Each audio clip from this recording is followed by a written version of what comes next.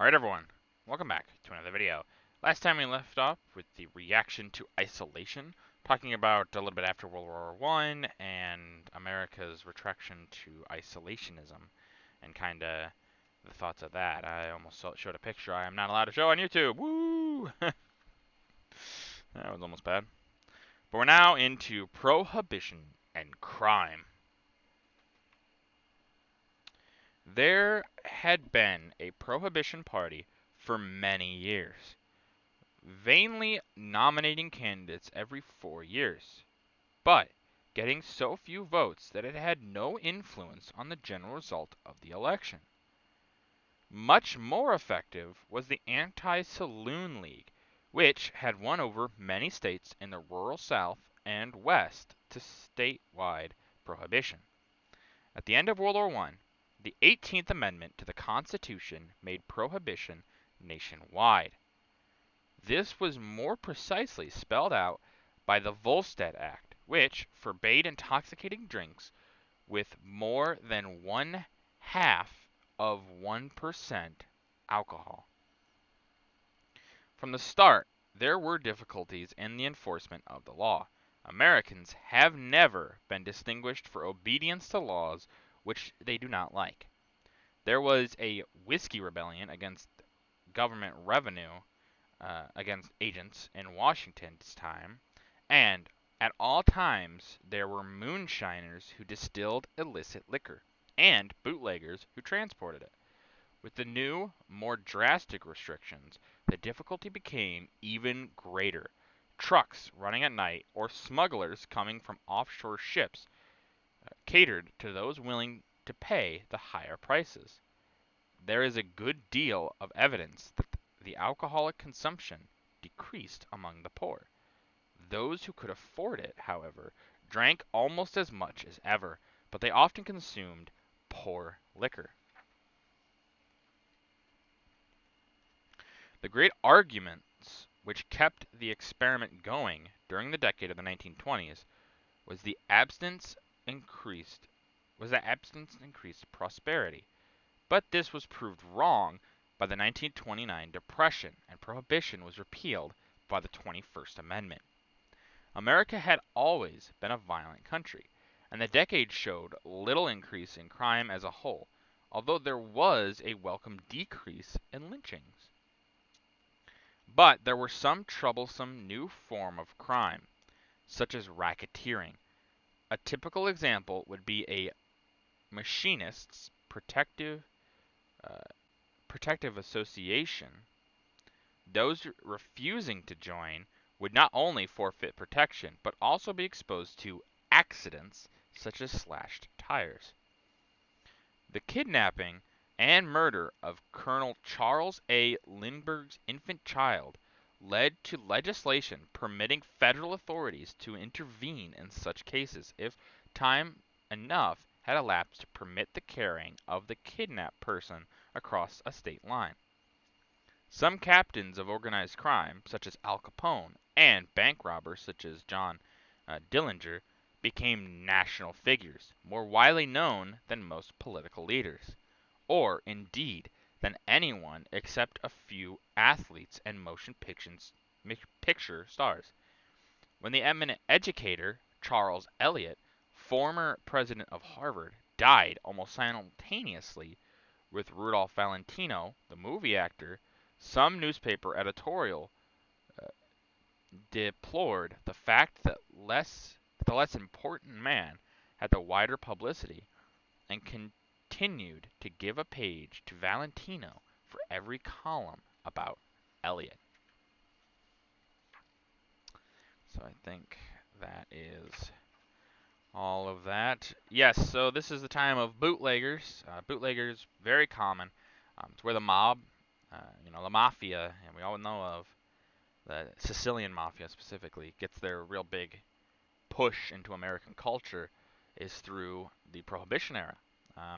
It gives them a lot of money, a lot of power, so they are able to become quite big. And then when Prohibition ends, you're going to get them moving into different crimes.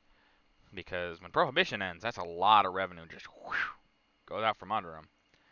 Um, so they move into other things, drugs, racketeering, a few other different crimes. It just kind of becomes how it is. And they bring up a good point too, is that a lot of these other stars become way bigger than people that are probably a bit more important. Um, and it just kind of how it is. You know, you get the rise of very famous criminals, Al Capone, Don Dillinger, Bonnie and Clyde, things like that, where it's like these people become very, very popular, even though they're really not all that important to society. They're actually kind of like the scum of society, really. Um, but what can you do, right? Some of them. Movie stars, well, it's debatable.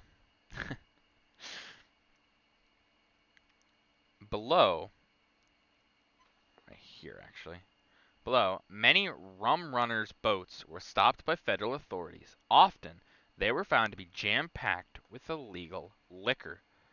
Yeah, so what they would do a lot of times is either A, they'd bring it from another country, or B, they would have ships sitting out in international waters, so it's not illegal to sit out there, and they would make alcohol. Then what they would do is they'd have other ships come up, get the alcohol in their boats, take it back to the mainland. That was a lot of times what they would do because, hey, people wanted alcohol. That'd be that, or you'd have people out in the mountains or things like that that are, it's like impossible to find them, and they're making all sorts of different alcohols out there. Quite common, quite common.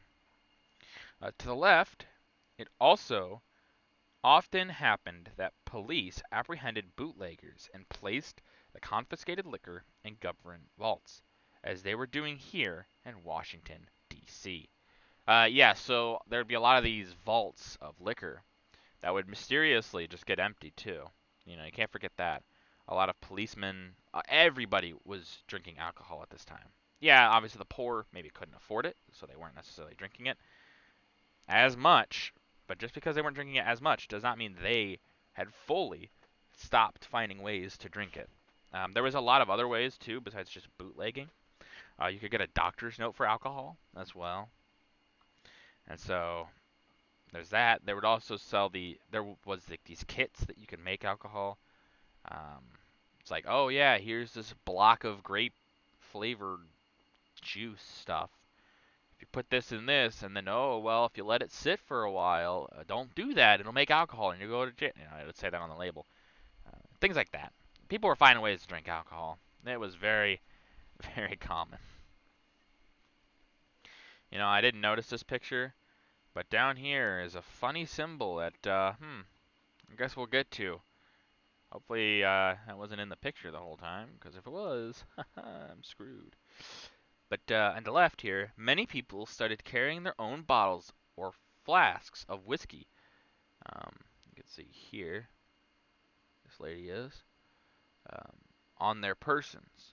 The Department of Justice was swamped with arrests and prohibition cases flooded the courts. 3,500 civil cases and 65,000 criminal cases were brought to court within a period of less than 2 years. Yeah, a lot of people are going to get hit for this because, like I said, people just wanted to drink alcohol. We look at a lot of days now. We look at the United States' alcohol consumption compared to Europe, and we wonder why America's is so much lower. A lot of it has to do with prohibition. Um, Before, Americans drank just as much, sometimes more, than their European counterparts. But because of prohibition, a lot of those numbers fell, and then once people stopped drinking, they just kind of didn't go back to it.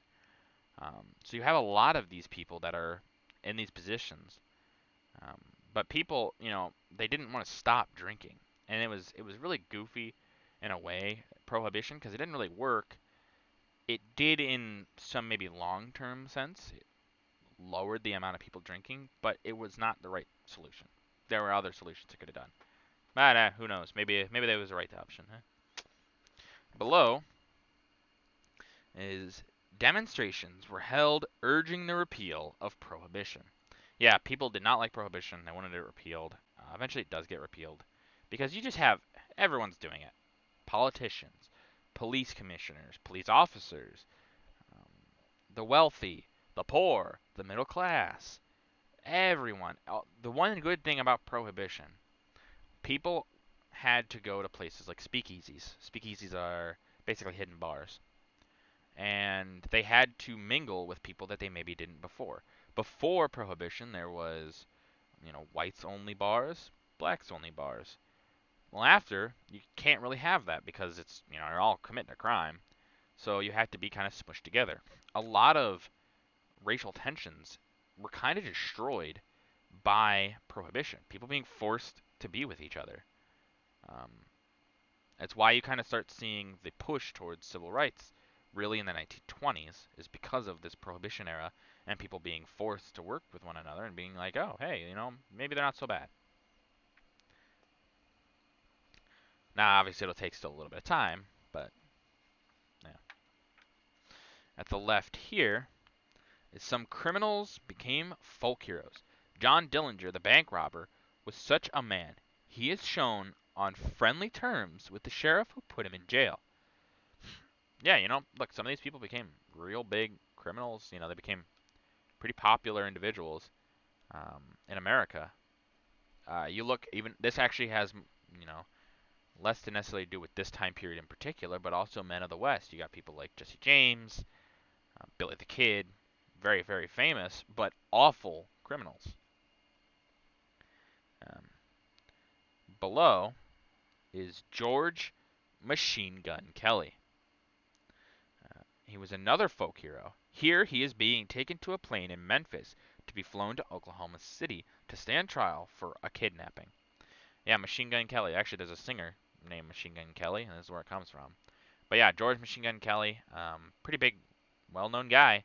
Once again, very, very popular with people. And although they're not taking any chances with him, as you can see by the officer brandishing a Thompson. And at the right here is Al Capone wearing hat, the king of the Chicago underworld. The 22nd of March, 1930. Yeah, they were trying to get Al Capone for a long time. He was in a little bit of the bootlegging business before, and then a few other things. They tried to get him quite a few times, and they couldn't get him. They couldn't pin him to anything. So they started going very unorthodox, and they find Al Capone tax evasion. That's what he gets in trouble for. He gets in trouble for tax evasion, not his other crimes. But when they catch him for tax evasion, he gets this tax evasion prison time that is it's ridiculous. It's super long because they knew he did these other crimes. They couldn't necessarily pin him to it, but they're like, fine, we got you on this. You're gonna go away for a long time. If you look at his charge or his prison time for that, but yeah, it's just kind of funny. But Al Capone wasn't even really the biggest mobster at the time. There was others way bigger than him, but he's just probably the most well known today. And if you look at later, you can really see his impact when kids wanted to be pirates and they wanted to be Al Capone for Halloween. Really shows his impact. But with that, we're going to do it for this video. If you guys like the video, leave a like. If you have any ways you can improve on these videos, leave a comment down below. I appreciate your feedback. And as always, subscribe. It really does help out the channel. Thank you.